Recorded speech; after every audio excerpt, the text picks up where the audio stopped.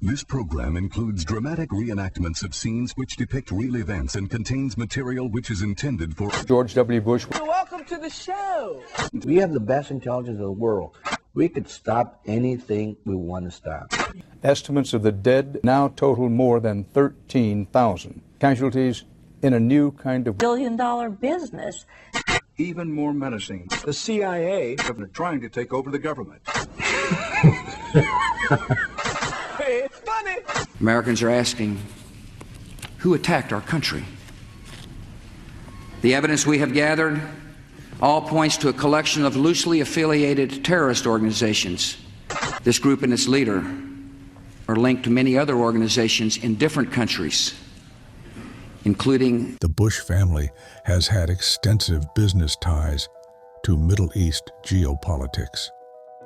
During the 1990s, certain suites at the Watergate office building in Washington, rented by the embassies of Saudi Arabia and Kuwait, were also home to a Bush-linked private investment firm.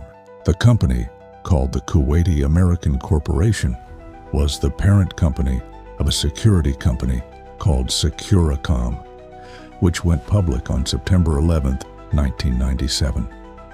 Securacom provided security for big clients like the World Trade Center, United Airlines, Dulles International Airport, and Washington's Reagan National Airport. President George W. Bush's brother Marvin Bush was on the board of directors of Securacom from 1993 to 2000. He was also on the board of its parent company, Kuwaiti American Corporation, both Securacom and a company called Aviation General, which manufactured and sold private planes to international clients, convened their annual shareholders' meetings from 1999 through 2001 in Suite 900 at the Watergate, which was held by the Saudi Embassy. After 9/11, the companies moved their shareholders' meetings to the Watergate Suite 500, which was held by the Kuwaiti Embassy. Securacom and Aviation General shared top executives, including Wirt D. Walker III, a relative in the Walker branch of the Walker-Bush family, and Mishal Yousef Saud al-Sabah of the Kuwaiti ruling family. Walker and al-Sabah also headed Kuwaiti American Corporation, the parent company of Securacom and Aviation General. On September 21, 2001, the SEC referred specific transactions to the FBI for criminal investigation as potential informed trades. One of those trades was a September 6, 2001 purchase of 56,000 shares of Stratesec, the security contractor formerly known as Securacom, involved with several of the facilities that were compromised on 9/11. As Stratesec director, Wirt Walker III bought the affected 56,000 shares of Stratesec stock. This is clear from a 2003 FBI memo, declassified in redacted form in 2009, generated to record the summary of the trades investigated. The Stratesec stock that Walker purchased doubled in value in the one trading day between September 11th and when the stock market reopened on September 17th. After 9/11, the Securities and Exchange Commission recommended that Walker be investigated for insider trading, but never followed through. Marvin Bush was also a former director of a company called HCC Insurance Holdings and was an advisor to the board of directors. In a release on its official website dated September 13, 2001, HCC had what it called a small participation in the World Trade Center property insurance coverage and some of the surrounding buildings. Kroll Incorporated was a global risk consulting company headquartered in New York.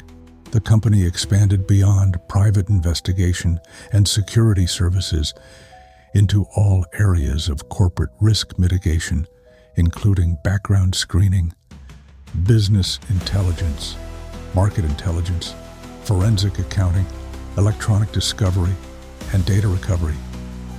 Kroll was a subsidiary of Marshall McLennan Companies, a corporation that held offices on 8 floors of the North Tower of the World Trade Center between floors 93 and 100.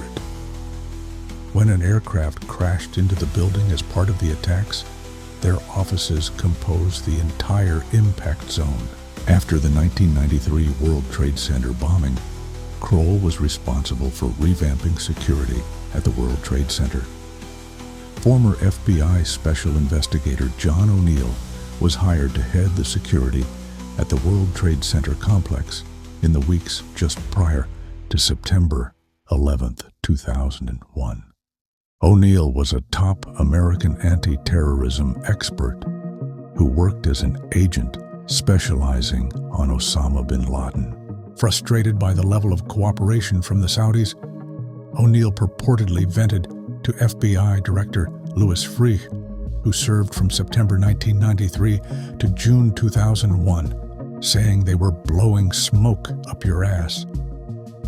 During Freeh's tenure, the FBI was involved in a number of high-profile incidents and internal investigations. In 1999, O'Neill sent a close associate named Mark Rossini to work in the CIA's Bin Laden station in Virginia.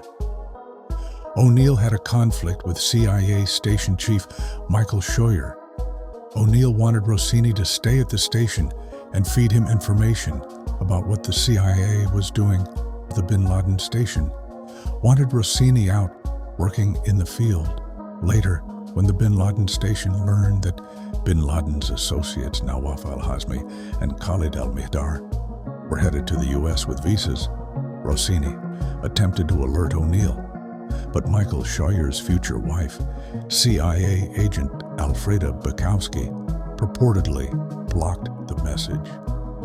Mihdhar and Hazmi became two of the alleged hijackers of American Airlines Flight 77, which we were told crashed into the Pentagon. O'Neill had been the subject of an internal investigation at the FBI, which suggested that he was responsible for losing a briefcase with highly classified information containing, among other things, a description of every counter-espionage and counter-terrorism program in New York. Partly due to personal friction he had within the FBI and federal government, O'Neill left to become the head of security at the World Trade Center on August 23, 2001. He was last seen alive, walking toward a tunnel leading to the South Tower, likely to assist in that building's evacuation and gather surveillance footage. In late August, he talked to his friend Christopher Isham about the job. Jokingly, Isham said, "At least they're not going to bomb it again," referring to the bombing in '93. O'Neill replied, "They'll probably try to finish the job." O'Neill was appointed by Kroll Incorporated, namely by the managing director, Jerome Howard. As an employee of Kroll Incorporated, he studied biological terrorism attacks. In September 2001, Jerome Howard was a national security advisor with the National Institute of Health, a managing director with Kroll Associates, and a guest on national television because of his knowledge of biological terrorism. He is best known for being the director of the Office of Emergency Management, OEM, under New York City Mayor Rudy Giuliani from 1996 to 2000. He made the decision to build a $13 million crisis center on the 23rd floor in Building 7 of the World Trade Center. This crisis center was unveiled in June 1999 and became the subject of tension between the agency and the police department, whose own command center at One Police Plaza had until then been the focus of emergency preparedness operations. The site was immediately controversial because it was part of the Trade Center, which had already been the location of a terrorist attack in 1993. Jerome Howard has long defended the decision, even after the command center had to be evacuated during the attack in 2001. Reports indicate that the OEM Crisis Center in Building 7 at the World Trade Center was not being used on September 11th by the usual personnel.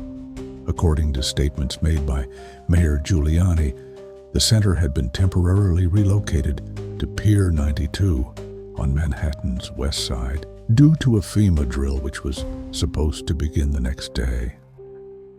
Michael Ruppert, a former LAPD officer who helped break stories of the government selling drugs to the public, even before Iran-Contra, believed that the OEM Crisis Center in Building 7, where much incriminating CIA information was held, was the control center for the pre-planned demolition of the towers and prime target of the attack. The center was destroyed when the 47-story tower inexplicably collapsed symmetrically onto itself late in the afternoon of September 11th. The World Trade Center complex came under the control of a private owner for the first time only in mid-2001, having been built and managed by the Port Authority as a public resource. When the Port Authority put it up for lease in 2000, Larry Silverstein, an American billionaire real estate investor in New York City, won the bid on July 24, 2001. Weeks before the towers were destroyed on September 11th, he acquired a handsome insurance policy for the complex, including a clause that would prove extremely valuable in the event of a terrorist attack. The partnership could collect the insured value of the property and be released from their obligations under the 99-year lease. Soon after the attacks, Silverstein ran into dispute with his insurers over whether the attacks constituted one or two occurrences. A settlement was reached in 2004 with insurers agreeing to pay out $4.55 billion instead of the $7.1 billion which Silverstein sought. Then Silverstein said this. I remember getting a call from the fire department commander. Maybe the smartest thing to do is pull it. And they made that decision to pull, and then we watched the building collapse. We all know pull it is industry speak for a controlled demo, and his public relations staff has spun that to mean withdrawing firefighters. But when he says fire commander, does he mean fire chief? And which one, because several died that day? But the fire chief doesn't need Larry's help with decision-making. So was it a Freudian slip for firing party commander, who is the person in charge of the actual detonation of explosives and would indeed use the term pull it. And George W. said this. 3 months later, when asked about September 11th. I was sitting outside the classroom waiting to go in, and I saw an airplane hit the tower of a TV. You know, the TV was obviously on, and I used to fly myself, and I said, well, there's one terrible pilot. And it said it must have been a horrible accident. And then there's this guy, a foreign military officer, wandering around Ground Zero, predicting the imminent collapse of Building 7. It's going to collapse. Nothing information. Building's going to collapse. Nothing information. Building's going to collapse. Nothing information. We have some planes. Just stay quiet and you'll be okay. We're turning to the airport. And who's trying to call me here? American 11, are you trying to call? Nobody move. Everything will be okay. If you try to make any move, you'll injure yourself and the airplane. Just stay quiet. Building's going to collapse. Nothing information. Understanding that building had been evacuated when the collapse occurred. This was known as Building 7, the World Trade Center, and that is fresh video you're looking at. Completely demolished at about 5:25 p.m. on 9/11.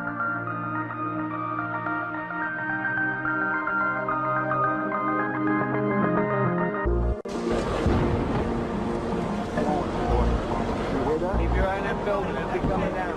The building is about to blow up. Pull it back. Look it back. There's a building about to blow up.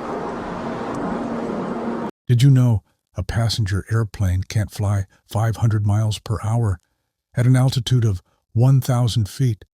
Such dense air at high speeds would cause traumatic aerodynamic stress, leading to a sudden loss of control, resulting in a stall or the aircraft breaking apart.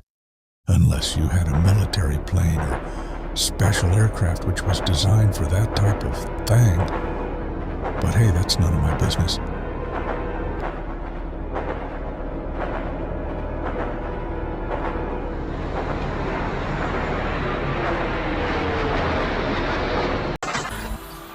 You ever wonder why an airplane has to be a certain size? Because somebody has to get inside it, right? Right. What happens if you don't need a pilot?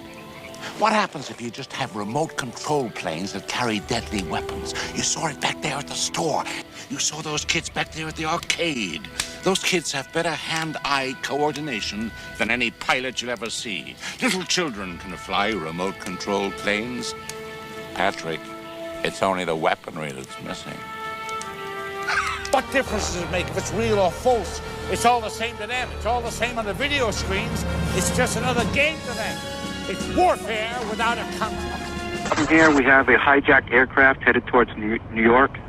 Is this real world or exercise? No, this is not an exercise manifest. Kids are making too much damn noise. We beat the bitches. Oh, beautiful. The beaver's home. I put a Norwegian in the boiler room. Masterful. And then when that blew, it set off a pack of thermals I stuck upstairs.